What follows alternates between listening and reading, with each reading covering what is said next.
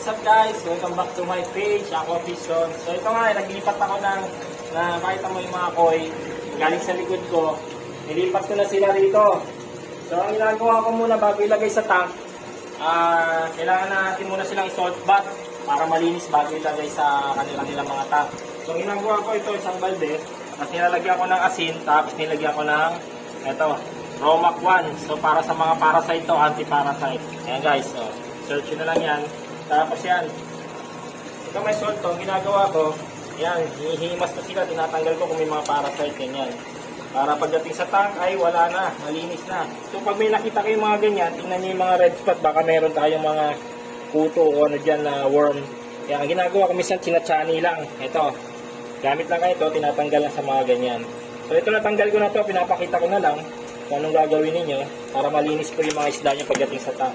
So yan, hinihimas ko, so